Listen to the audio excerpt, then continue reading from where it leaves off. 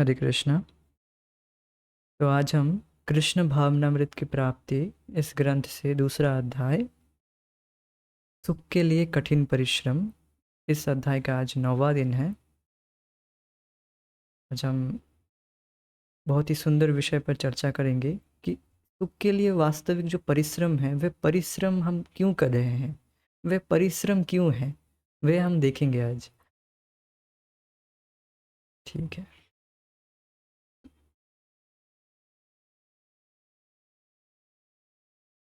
तो हमने पिछले क्लास में देखे थे कि माया अर्थात जो भौतिक प्रकृति है वह निरंतर हमें दुख दे रही है।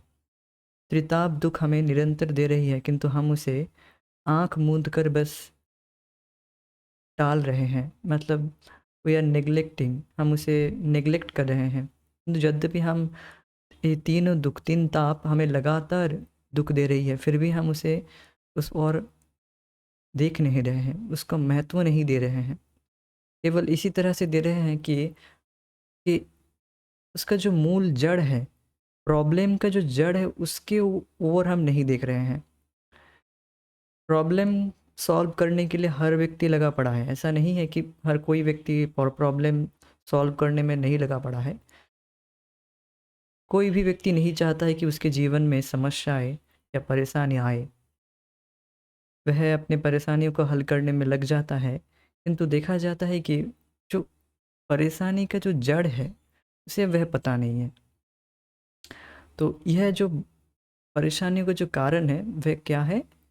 भौतिक प्रकृति, जो तीन ताप हमें निरंतर दे रही है।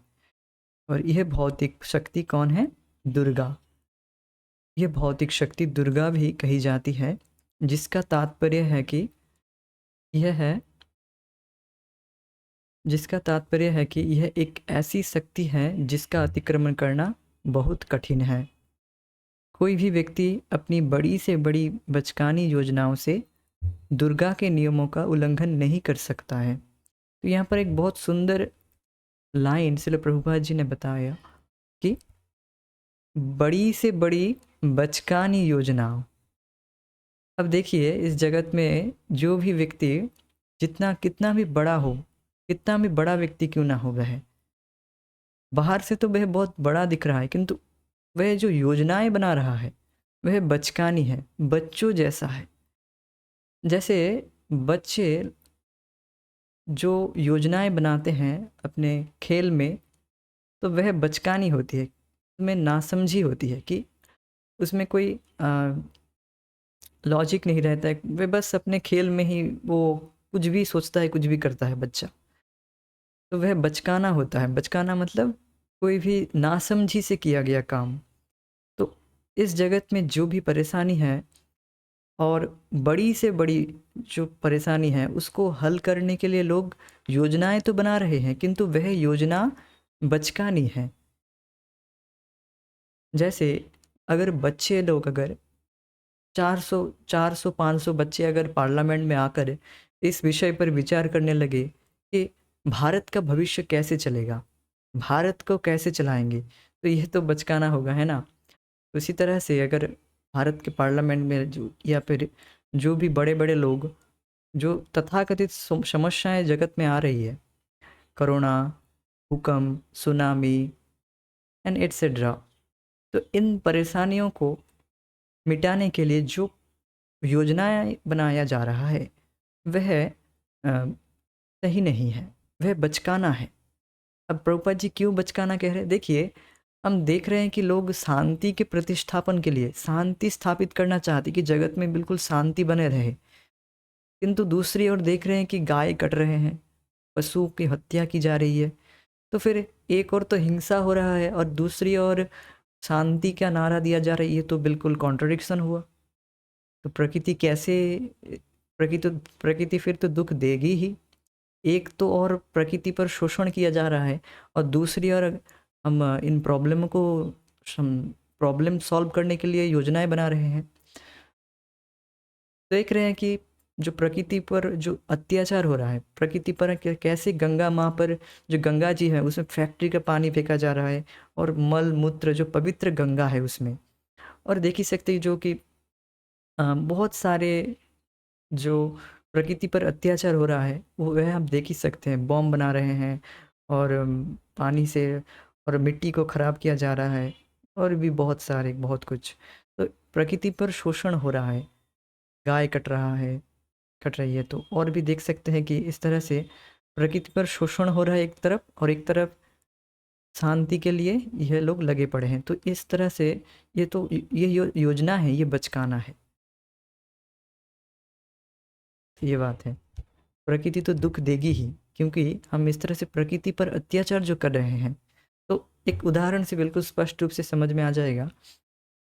अ, जैसे अगर बच्चा माँ से, जो छोटा बच्चा है जिसके कोमल कोमल हाथ है, वह उनका उस बच्चे का हाथ माँ पकड़ लेती है और उसे बहुत चमाटे मारती है।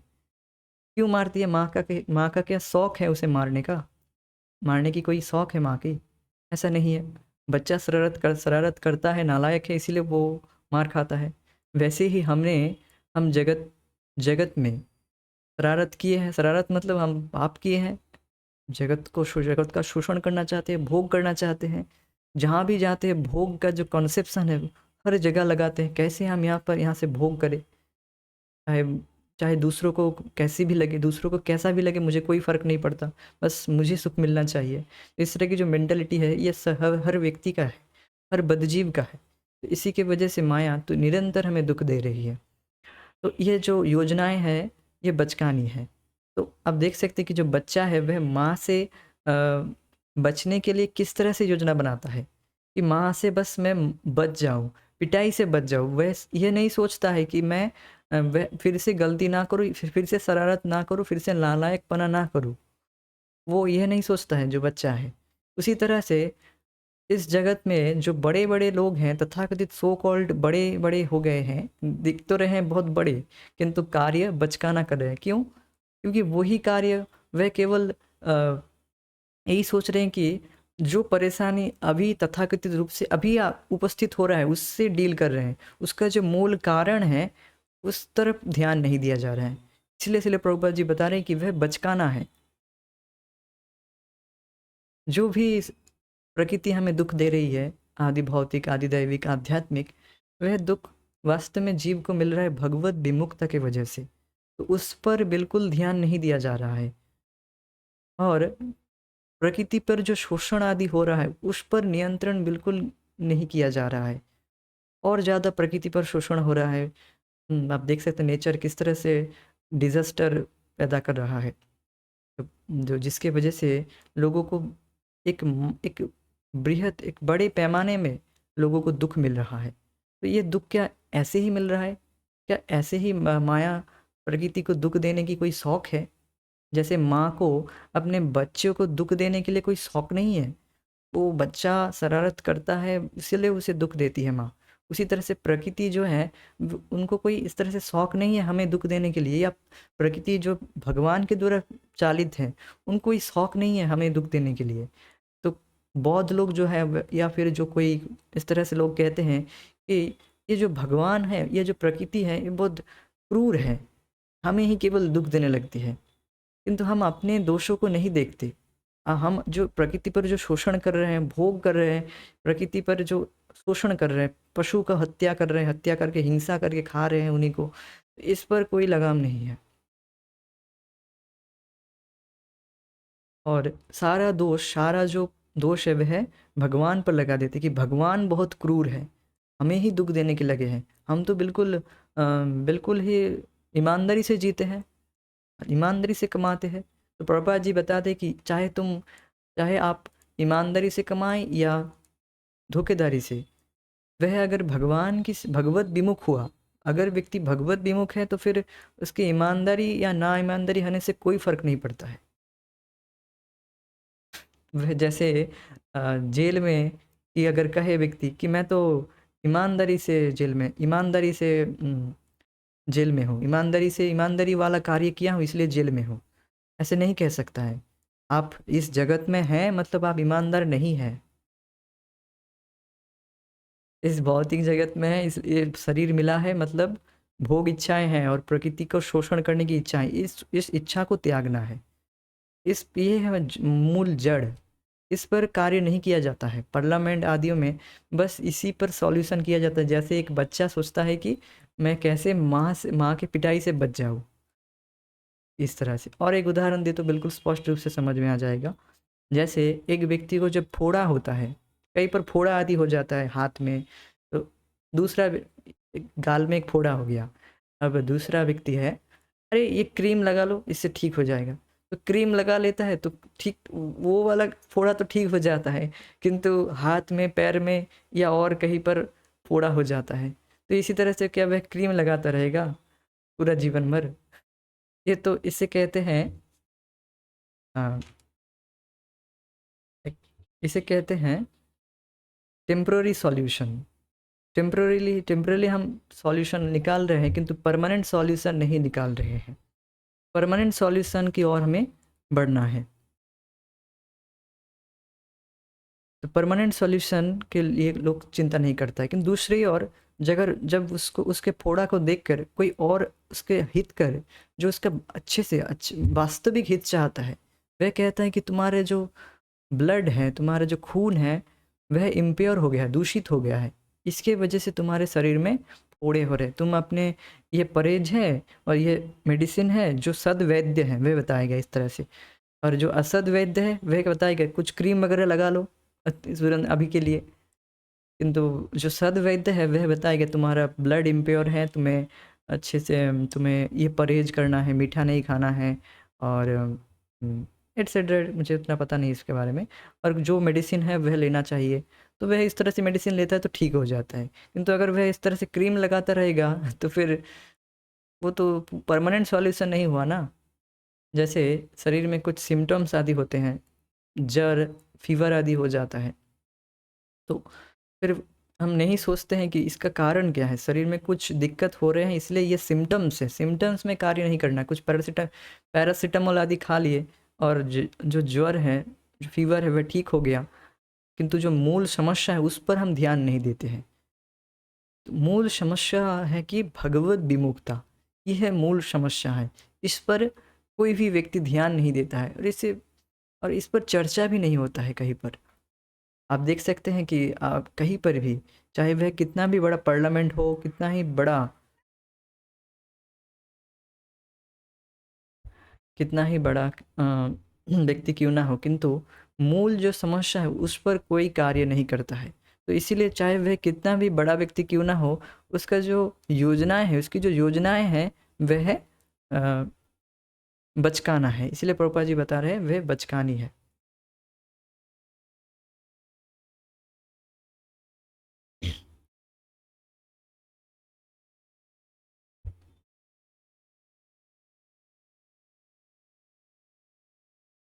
मानव जीवन के दुखों से छुटकारा पाना जहाँ तक और एक अत्यंत कठिन कार्य है, वहाँ दूसरी ओर वह एक अत्यंत सरल कार्य भी है।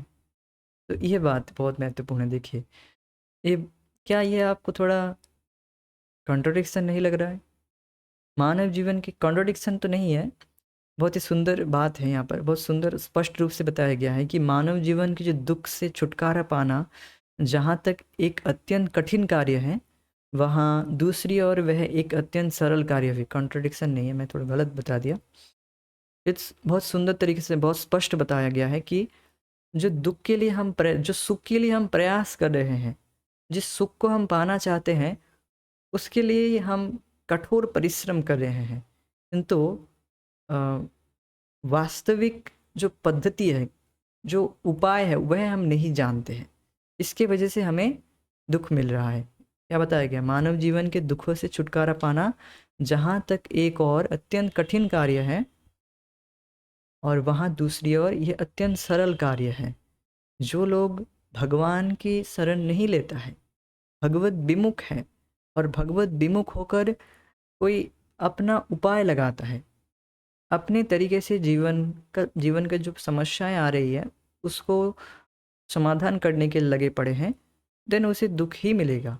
उसके लिए हम देख रहे हैं कि जगत में लोग कठोर परिश्रम कर रहे हैं अपने जीवन के दुखों को मिटाने के लिए। दुख क्या है? यही कि जो धन आदि मिल जाए, और अच्छे से धन को लोग धन को सुख मानते हैं, जिससे लोग इंद्रिय तृप्ति चाहते हैं। इंद्रिय तृप्ति चाहकर, अर्थात कुछ इंद्रिय तृप्ति क्या, वही आहार निद्रा भय मैथुन चाहते हैं।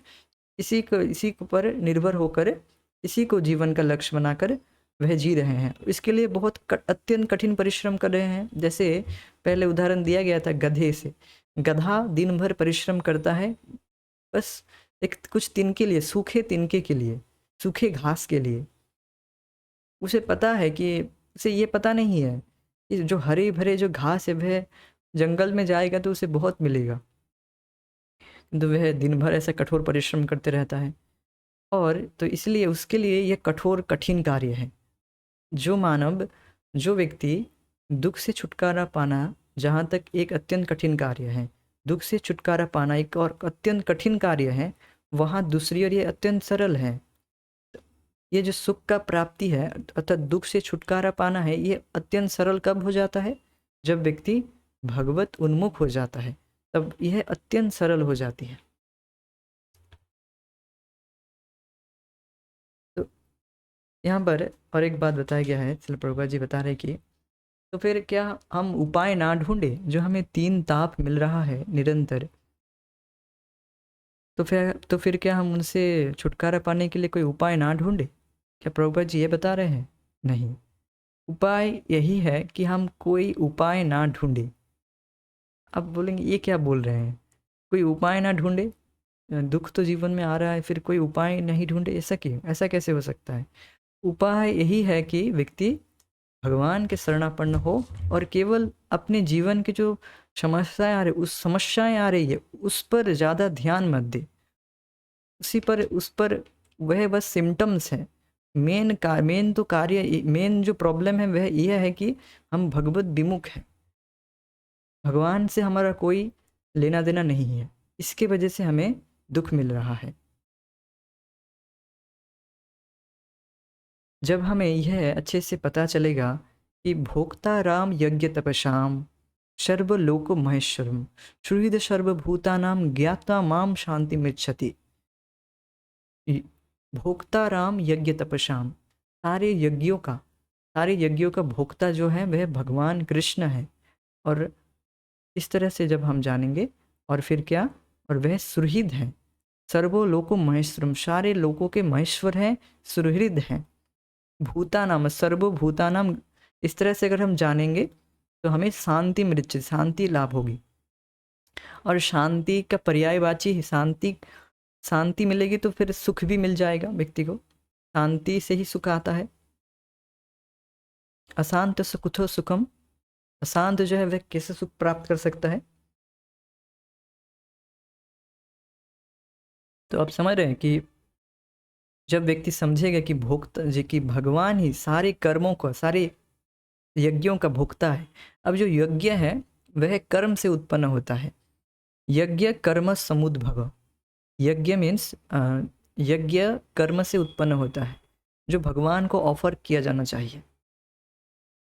यज्ञ मीन्स केवल यह यज्ञ नहीं कि जो होम आदि करते हैं, जो आग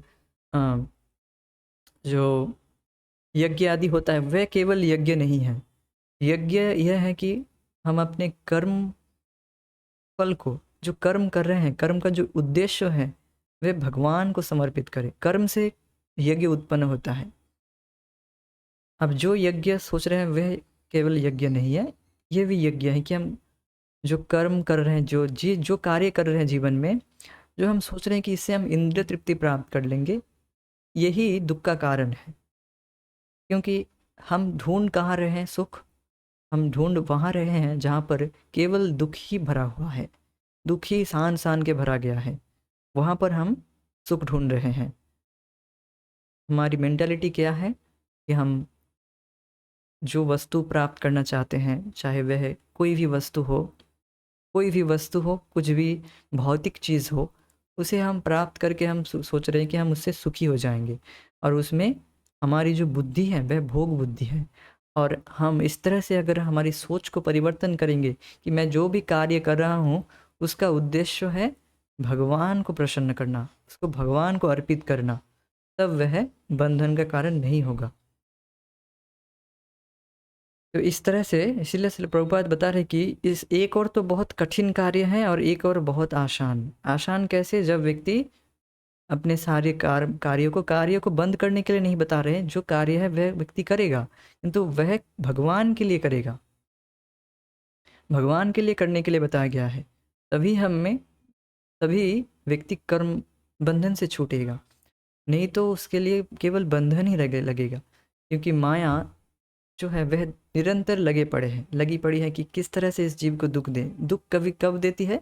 जब हम भगवान से इतर होकर भोगना चाहते हैं, तब प्रकृति जो माया है वह हमें दुख देने लगती है।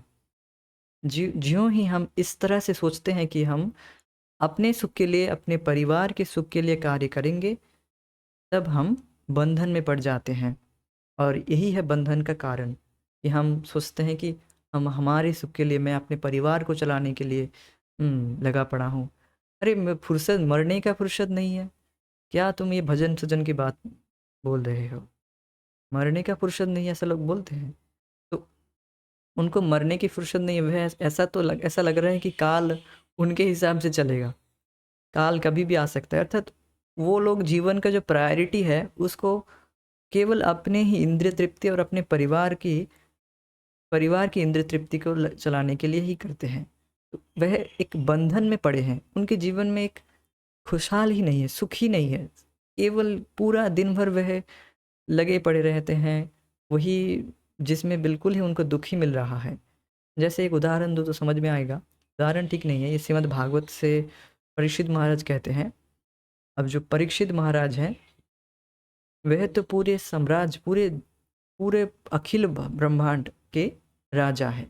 अब उनको ना तो उनको सारे भोग वस्तु प्राप्त है। हम सोचते हैं कि कोई भक्तों के सारे जो भोग हैं वह बिल्कुल फर्स्ट क्लास मिले, पत्नी बच्चे सब बिल्कुल डिभोटी हो, सब भक्त हो, और इस तरह से हम सुखी हो जाएंगे। तो हाँ ठीक है, इस तरह से आप अच्छे से रह पाएंगे, किंतु जो इस भौतिक जगत में सुखी होने का जो कॉन्सेप्शन है वह गलत है। इस जगत में आप सुखी नहीं रह पाएंगे, क्योंकि ये जगत बना ही नहीं है सुख के लिए, ये बात है। और परीक्षित महाराज कहते हैं कि मैं तो केवल ही दुख भोगा हूँ। परीक्षित महाराज कहते हैं, जो अपने गुरुदेव श्री सुखदेव गोस्वामी को बोलते हैं कि मुझे तो केवल दुख ही मिला है, और श्रीमद् भागवतम सुनकर मुझे सुख मिल रहा है, अब मैं सुखी हूँ। तो जो व्यक्ति पूरे राज्य, पूरे साम्राज्य, अखिल ब्रह्मांड के पूरे राजा है, वह इस तरह से बोल रहे हैं।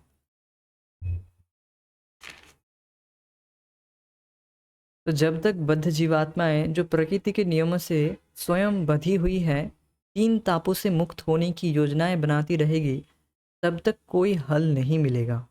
तो समझ रहे हैं कि इस तरह से हम केवल उन तीन तापों को हल करते लगेंगे तो हमें कोई हल नहीं मिलेगा। और ये जो योजनाएं हैं ये बचकानी होगी। जिस तरह से बच्चा केवल सोचता है कि मैं माँ से पिटाई खाना बंद, माँ से कैसे बच जाऊँ, पिटाई खाने से कैसे बचूँ, वह ये नहीं सोचता है कि मैं अपने शरारत बंद कर दूँ, जिससे मुझे अ, जिससे मुझे इस तरह से दूसरी बार पिटाई खाने ना पड़े। तो इस तरह से हम नहीं सोचते कि बस हम उन्हीं प्रॉब्लम को समाधान करने के लिए लग जाते हैं, और वह तो निरंतर आएगा ही, क्योंकि हम माया को, जगत को भोगने के लिए कार्य कर रहे हैं।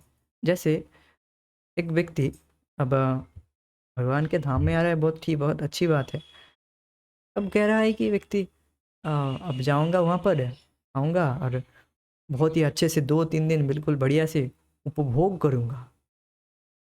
तो उनका जो एक ठीक है, कैसे भी भगवान के धाम में, कैसे भगवान का संपर्क मिले, बहुत अच्छा है। किंतु जो मैं इस बात पे फोकस करना चाहूँगा कि जो भोग की जो मेंटालिटी है वह जीव के हृदय में बिल्कुल गड़ा हुआ है, बिल्कुल अंदर तक गड़ा हुआ है। इसके वजह से ही वह इस जगत में फंसा हुआ है और दुख का मूल कारण है।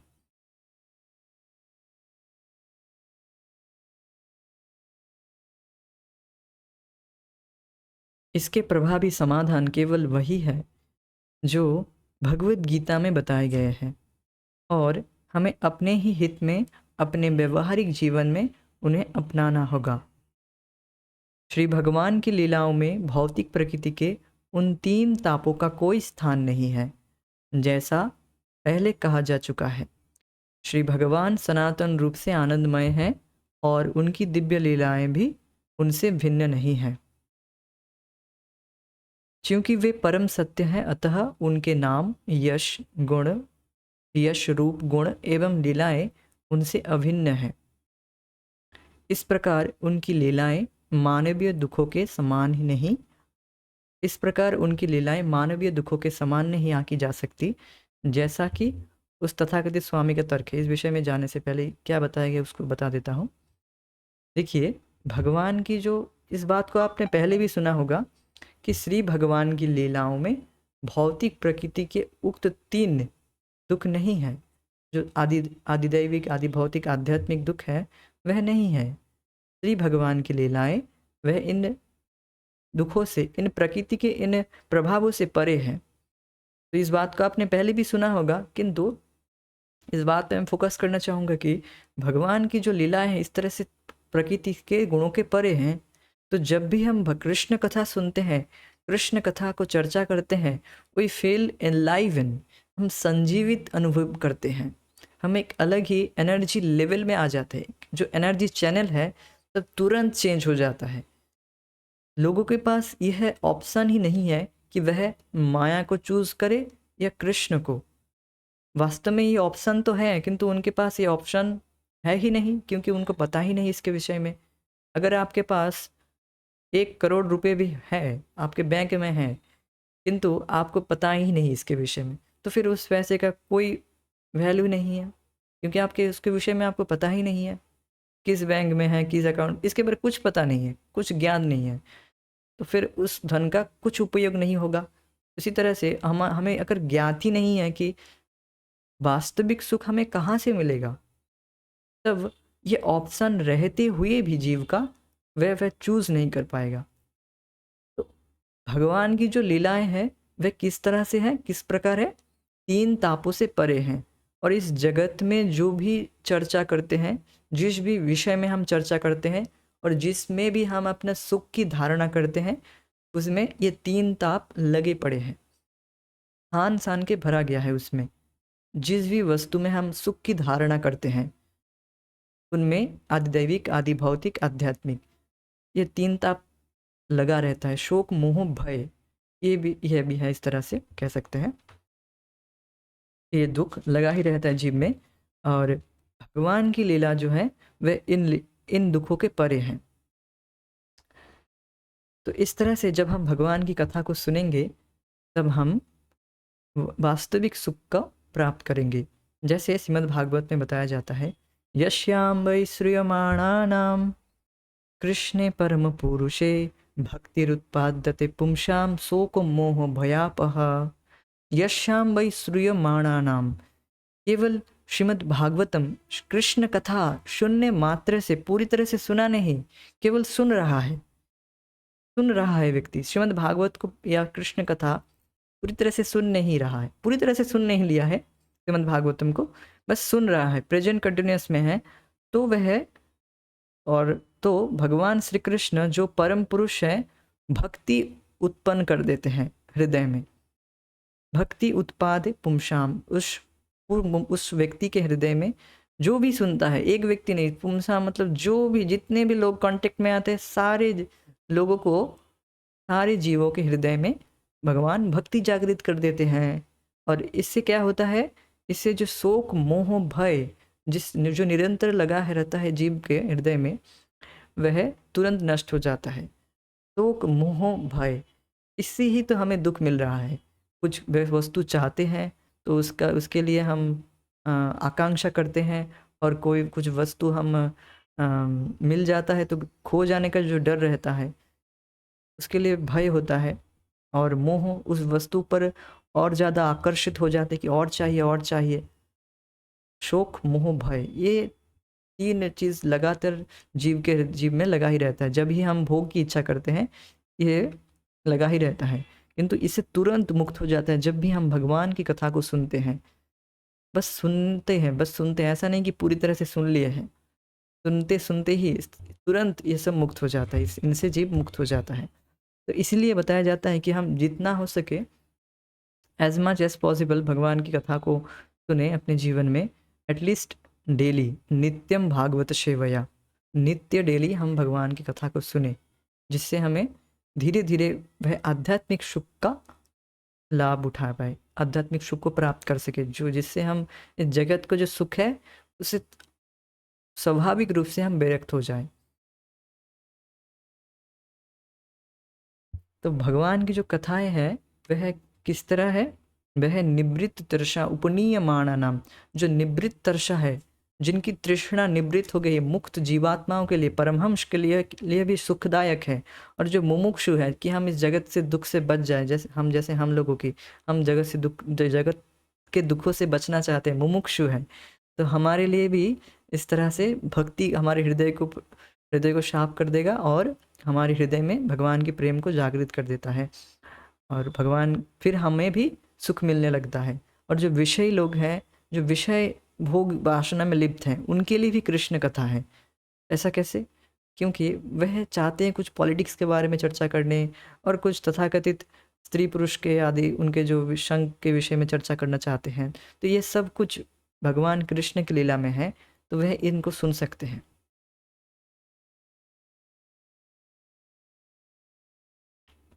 श्री भगवान की लीलाओं में भौतिक प्रकृति के उक्त तीन तापों का कोई स्थान नहीं है, जैसा पहले कहा जा चुका है। भगवान की जो श्री भगवान सनातन रूप से आनंदमय हैं, और उनकी दिव्य लीलाएं भी उनसे भिन्न नहीं हैं। अब देखिए, ये बात बहुत महत्वपूर्ण है यहाँ पर। भगवान और भगवान की लीलाएं उनसे भिन्न नहीं है, मतलब जब भी आप भगवान की कथा को सुनते हैं तो आप डायरेक्ट भगवान का संग कर रहे हैं, भगवान के संपर्क में हैं। ये बात है, ये बहुत अभी समझ भी नहीं आ रहा होगा, क्योंकि हमें वह अनुभव नहीं है, क्योंकि हम अविद्या से ग्रसित हैं। किंतु यह निरंतर, किंतु थोड़ा सा आप एनलाइवन फील करेंगे, अब कोई भौतिक वार्तालाप करेंगे तो तुरंत आपके हृदय में शोक, मोह, भय, ये कोई ना कोई होगा ही। और आप जब भगवान के विषय में चर्चा करते हैं तो शोक, मोह, भय तुरंत नष्ट हो जाता है। एक मन में एक संजीवन, एक नेचुरल सुख जिसे कहते हैं, जो वास्तविक सुख है जीव का, वह मिलने लगता है जीव को, तब वह एक संजीवित फील करते हैं, इनलाइवन, ही फील इनलाइवन। क्योंकि भगवान के जो यश हैं, रूप, गुण है, लीला, ये उनसे अभिन्न है, तब हम भगवान के संपर्क में आ जाते हैं तुरंत। अब भगवान तो परम पवित्र है, परम सुखमय है, आनंदमय है, तो कैसे श्रील प्रभुपाद मैपिंग कर रहे हैं, समझ रहे हैं? इस जगत में हम जहाँ पर भी, जिसमें, जिस वस्तु में, जिस विषय में हम सुख ढूंढ रहे हैं, वह दुखमय ही है, कष्टमय ही है, मतलब सना हुआ है उसमें। मय का मतलब वो उसमें बिल्कुल दुख ही है, और भगवान है पूरी तरह से आनंदमय, और भगवान की जो लीलाएं हैं वह उनसे अभिन्न है। तो जब भी हम भगवान की लीला कथा, नाम, यश, गुण, रूप, लीला के बारे में सुनते हैं, तो हम जो आनंदमय भगवान है उनके संपर्क में आ जाते हैं। इसलिए हमें भी वैसा ही, हम भी आनंद का अनुभव करते हैं, जो वास्तविक सुख है। और भगवान की लीला में जो भौतिक प्रकृति की जो तीन दुख है, उसका नामो निशान नहीं है। क्यों? क्योंकि भगवान मायाधीश है, माया के परे है। तो इसके विषय में श्रील प्रभुपाद जी भगवद गीता के श्लोक से आगे बताएंगे। तो इस प्रकार उनकी लीलाएं मानवीय दुखों के समान नहीं आंकी जा सकती, जैसा कि उस तथाकथित स्वामी का तर्क है। तथाकथित स्वामी का तर्क क्या था कि ये जो तुम तीन ताप भोग रहे हो, ये तो तुम्हारी लीला है। ये जो तुम दुख भोग रहे हो, तीन ताप, ये तुम्हारी लीलाएं हैं। तो उनसे बोलो जो, अच्छा फिर हम ये जो टूल पास करने जाते हैं, या भी जो भी डॉक्टर के पास जाते हैं, ये हमारी लीलाएं हैं। या हम जब सुअर के जोनी में थे, मल खा रहे थे, तो सुअर की ये लीला है। तो this is maximum level of stupidity. सबसे बड़ा बेवकूफ़ी है कि अगर कोई कहे कि हमारी यह लीला है, तो इस तरह से तथाकथित स्वामी का तर्क है कि ये तुम्हारी लीला है, तुम भूल गए हो। देखिए, लीला मतलब साच्छंदमय, जिससे जो जो कार्य करने में हम साच्छंद बोध करें, मैंने उसमें कोई फोर्स ना रहे। और किंतु हम देख रहे हैं जगत में सारे कार्य हमें फोर्सफुली करना पड़ता है। भूख लगता है इसलिए हमें खाना पड़ता है, या जब जब टूल पास के लिए तब भी लगता है, या प्रेशर लगता है तब जाते हैं। ऐसे हम वी फील प्रेशर्ड, हम एक condition, we are condition soul, हम बाध्य हैं करने में। ऐसा नहीं कि ये लीला है हमारी। बुखार होता है तो हम ऐसे ही हमारी लीला नहीं करते, बिस्तर में सो कर बैठ बिस्तर में लेट कर हम लीला नहीं करते।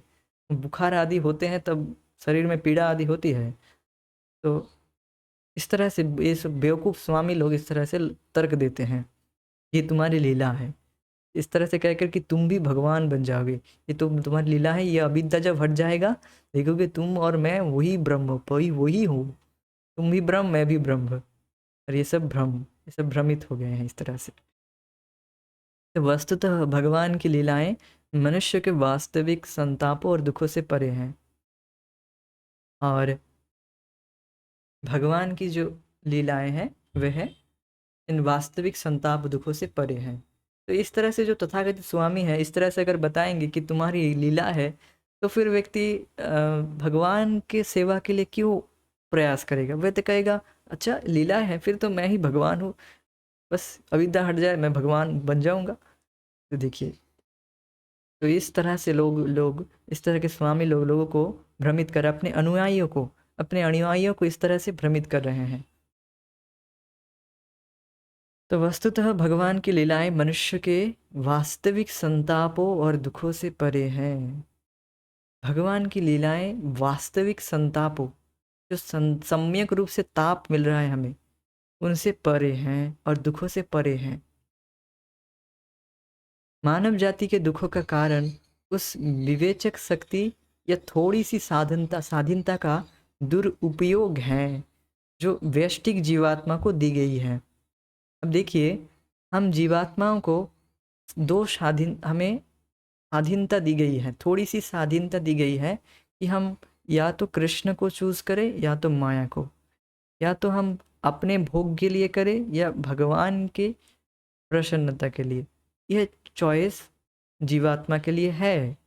अब देखिए, इस समाज में क्या ये चॉइस दिया जा रहा है? नहीं।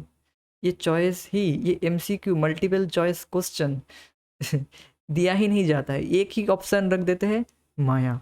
तो बस अब और कुछ पता ही नहीं, उसे भगवान को चूज करना है कि नहीं इसके बारे में पता ही नहीं रहता है। तो फिर वो माया को ही टिक मार के आ जाता है, फिर फेल। तो इस तरह से देख रहे हैं कि जो क्वेश्चन पेपर बना रहे हैं जो लोग, वो खुद ही माया में पड़े हैं। तो वह उनको भगवान के विषय में दूर दूर तो कुछ पता नहीं रहता है।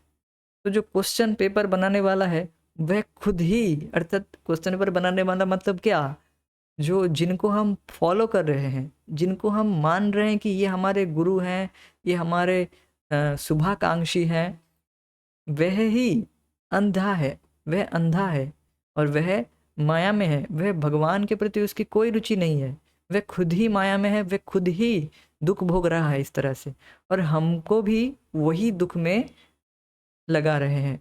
उसी दुख मिलने वाले कार्य में ही हमें लगा रहे हैं। तो आप देख सकते हैं कि इस जगत में वह ऑप्शन ही नहीं दिया गया है, वह ऑप्शन ही गायब कर दिया गया है। जब हम श्रील प्रभुपाद जी के ग्रंथों को पढ़ते हैं तब हमें ये क्लियर होता है, हाँ ये ऑप्शन है कि भगवान को ही चुनना है या माया को। तब हम कभी कभी माया में, कभी कभी कृष्ण की सेवा करने लगते हैं। इस तरह से जब व्यक्ति भगवान श्रील प्रभुपाद जी के ग्रंथों को पढ़ता है तब उसे ये ऑप्शन पता लगता है कि अच्छा, हाँ अच्छा भगवान की सेवा भी कुछ है। तब फिर वह भगवान की सेवा कुछ करता है तो कुछ उसे कुछ कुछ सुख मिलता है, और फिर वह सोचता है अरे ये तो बहुत सुखमय है, मैं तो क्या भोगों में पड़ा था। फिर भी अपने पुराने संस्कार की वजह से वह पड़ जाता है, किंतु उसके हृदय में यह संस्कार बन जाता है कि भगवान की भक्ति करके ही मैं सुखी होऊंगा।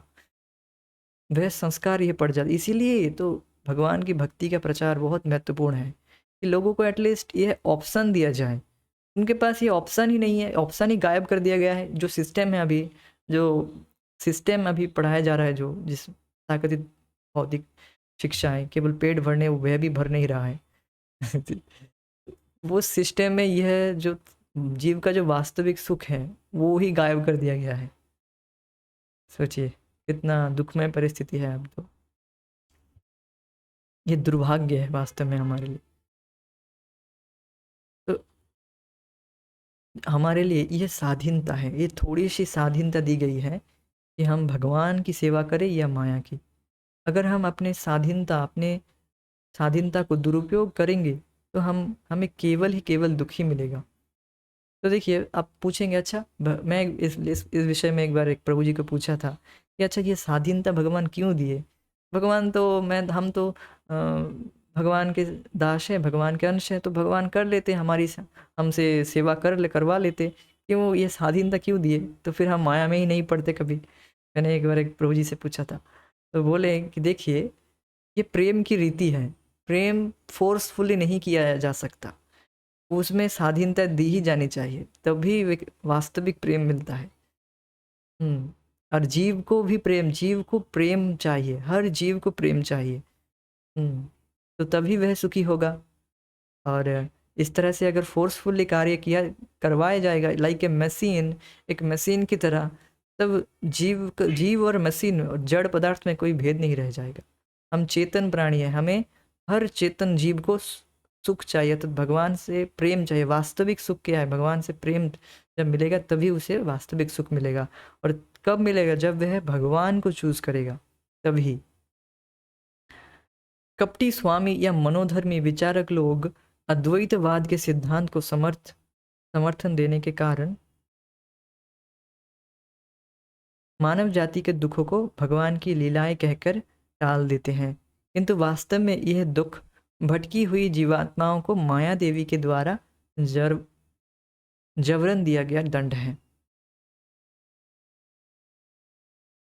तो जो भटके हुए स्वामी है वे इस तरह से कह रहे हैं कि जो ये तीर्थताप भोग रहे हो ये तुम्हारी लीलाएं हैं, किंतु ऐसा नहीं है। हमें जबरदस्ती मरना पड़ रहा है, जबरदस्ती हमें दुख मिल रहा है। ऐसा हम चाहते नहीं कि कौन चाहता है मरना? कोई नहीं चाहता है वह मरे, या कोई नहीं चाहता है कि उसके जीवन में दुख आए। कोई नहीं चाहता है, कोई नहीं। अब ढूंढ लीजिए, कोई नहीं चाहता कि हमें दुख मिले। और जो जो इस तरह से चाहता है वो नितांत मूर्ख नंबर 1 है। और ऐसा कोई भी जो मूर्ख व्यक्ति है वो भी चाहता है कि उसे सुख भी मिले।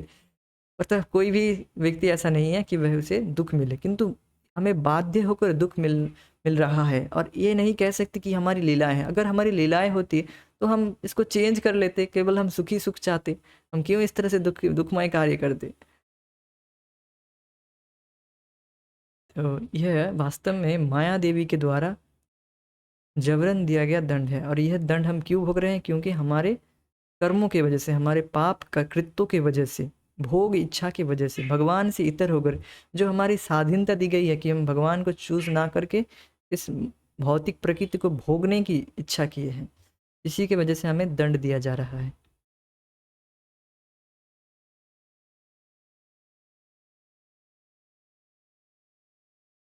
जीवों के रूप में हम परम भगवान के अंश हैं, वास्तव में हम उनकी पराशक्ति है। ऐसी स्थिति में हम अपने जीवन की मुक्तावस्था में श्री भगवान की दिव्य लीलाओं में सहभागी हो सकते हैं, किंतु जब तक हम भगवान की अपरा शक्ति के संपर्क में कर्म के नियमों के अधीन हैं, हमारे सारे दुख हमें प्राप्त थोड़ी सी स्वाधीनता के घोर दुरुपयोग से उत्पन्न हमारी ही करनी का फल है। देख रहे हैं, ये हमारी करनी का ही ये फल है। हमारी जो थोड़ी सी स्वाधीनता दी गई उसका दुरुपयोग करने की वजह से हमें दुख मिल रहा है।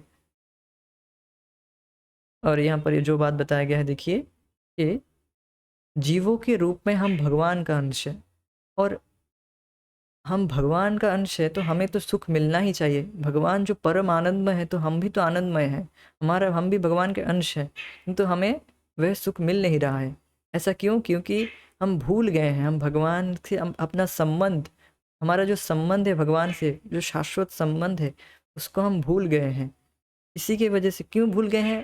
क्योंकि हम भोग इच्छा अनादिकाल पहले किए हैं, जिसके वजह से हम वो जो संबंध है उस संबंध को हम भूल गए हैं, आच्छादित है कह सकते हैं, ढका हुआ है एक संबंध भोग इच्छा की वजह से। जब भी आप हरे कृष्ण बोलते हैं तो हरे कृष्ण हम बोल रहे हैं, किंतु वैसा भाव, वैसा सुख हमें नहीं मिल रहा है जैसा गोस्वामियों को मिलता है। गोस्वामी सिलसिला रूप गोस्वामी सनातन गोस्वामी जब भगवान का नाम लेते हैं तो उनको अष्टसात्विक विकार आते हैं। वह कहते हैं हजार हजार करोड़ों करोड़ों कान क्यों ना हो, हजारों मुख क्यों ना हो। तो ऐसा कब चाहेंगे? जब व्यक्ति को बहुत ज़्यादा अनंत सुख मिल रहा है। ऐसा अगर आपको दिया जाए कि आप रसमलाई खा रहे हैं और पेट भर नहीं रहा है और खाते जा रहे हैं और कोई पेमेंट भी नहीं करना पड़ रहा है, तब आप क्यों नहीं खाएंगे? तब तो आप कहेंगे और ज़्यादा मुख हो, और ज़्यादा मुख हो मेरा, और ज़्यादा, और 2-3 पेट भी नहीं भर रहा है तो कोई दिक्कत नहीं, और मुख हो और ज़्यादा मैं खाऊं। तो फिर इस तरह से हम देख सकते हैं कि जब इसमें कोई लिमिटेशन नहीं रहता, किंतु हम एक अविद्या की वजह से वह सुख हमें अभी नहीं मिल रहा है। किंतु ऐसा नहीं कह सकते कि हम कोई सुख नहीं मिल रहा है। तो ऐसी स्थिति में हम अपने जीवन की मुक्तावस्था में जब हम पूरी तरह से अपने इस भौतिक स्थिति से मुक्त हो जाएंगे, तब श्री भगवान की दिव्य लीलाओं में सहभागी हो सकते हैं। किंतु जब तक हम अपराशक्ति, भगवान की अपराशक्ति के संपर्क में कर्म के नियमों के अधीन हैं, और हमारे सारे दुख हमें प्राप्त थोड़ी सी स्वाधीनता के घोर दुरुपयोग से उत्पन्न हमारी ही कारण करनी का फल है। निर्गुण निराकारवादी दार्शनिक यह कहकर लोगों को केवल भ्रमित करते हैं कि उक्त 3 ताप भगवान की लीलाओं के भाग हैं, और ऐसे निराकारवादी एवं अद्वैतवादी दार्शनिकों ने अपने अनुयायियों को इसलिए भ्रमित कर रखा है कि उनकी यह भ्रांत धारणा है कि परम भगवान और जीवात्माएं सब प्रकार से समान हैं, और यह सत्य है कि जीवात्मा गुण में तो भगवान के समान है, किंतु मात्रात्मक दृष्टि से भगवान के समान नहीं है। यदि प्रत्येक जीवात्मा गुण धर्मों की मात्रा में भगवान के समान होता तो वह भौतिक प्रकृति के नियमों के अधीन कभी ना होता। भौतिक प्रकृति परम भगवान की इच्छा के अधीन है, इसलिए भगवान भौतिक प्रकृति के नियमों के अधीन नहीं हो सकते। ये तो श्री भगवान के लिए असंगत बात होगी कि वे अपनी ही निम्न शक्ति के नियमों के अधीन हो। समझ में आ रहा है कि ये जो निराकारवादी, जो अद्वैतवादी है, वह कहते हैं कि तुम भी ब्रह्म हो, और तुम्हें जो ये भौतिक प्रकृति दुख दे रही है तुम्हारी लीला है। तुम केवल भूल गए हो अपने इस तुम केवल भूल गए हो। ये तुम्हारे जो ज्ञान है, ज्ञान का अनुशीलन करोगे तो फिर तुम अपने जो स्थिति है उसको प्राप्त कर लोगे। तो फिर इनको कहो कि अगर हम उस समय परम ज्ञान के स्थिति में अवस्था में थे, जो जो अवस्था हम भूल गए हैं, तो उस समय हम माया के परे थे, मायाधीश थे। तो अब हमें माया पकड़ ली, तो अब हम कैसे माया से छूट पाएंगे? अब हम ज्ञान का अनुशीलन करके, ध्यान करके कैसे हम माया से छोड़ पाएंगे? माया हमें कैसे छोड़ देगी?